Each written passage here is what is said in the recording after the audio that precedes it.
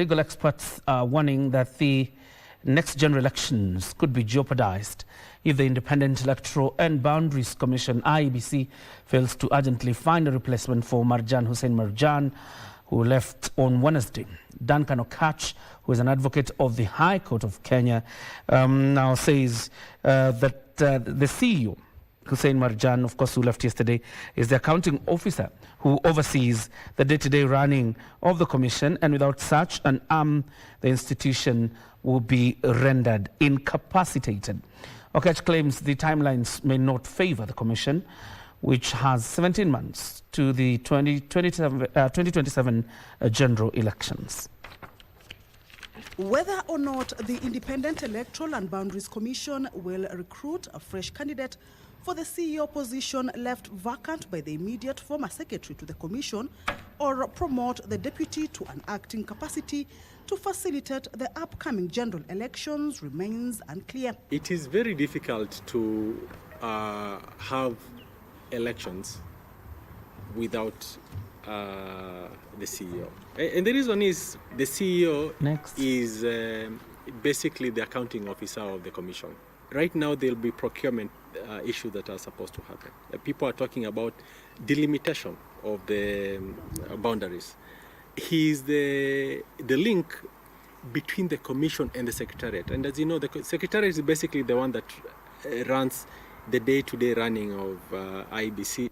For whatever it's worth, they really now have to, to work extra hard to go into recruitment immediately, or maybe have an acting, the deputy to act, hoping that the deputy now will be ready to wear those shoes. And if that comes to that, they may actually then proceed even with the deputy towards the election. Legal experts warn that Marjan's exit does not favour the commission. This is a constitutional office, and being a constitutional office, it means this person, it has to be competitive to part of the constitutional processes, for these people to be vetted, and for these people to be confirmed and to take oath of office. So it takes time, which means that then, again, we also don't actually have a lot of time. This is the person who was heading the working arm of this particular commission. He's interacted with them, he's been with them, he knows their strengths. Remove him off the equation or outside this equation will not balance very soon. Experts also opine that the CEO's exit raises questions, more so for an institution that is battling trust deficit among Kenyans. We have all the commissioners coming in as new. Wouldn't it have been a better place to have this CEO who has some experience to infuse and help, so that we have some institutional memory as we go to the general elections?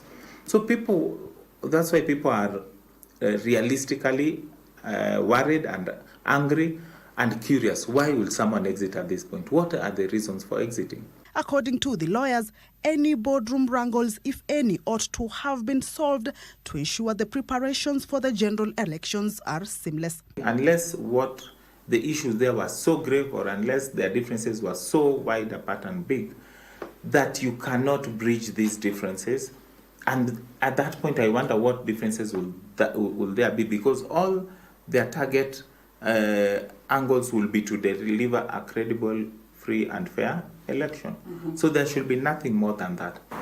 The players in the political arena, they know the importance of having the CEO, because if elections are not properly run, the consequences are known, right?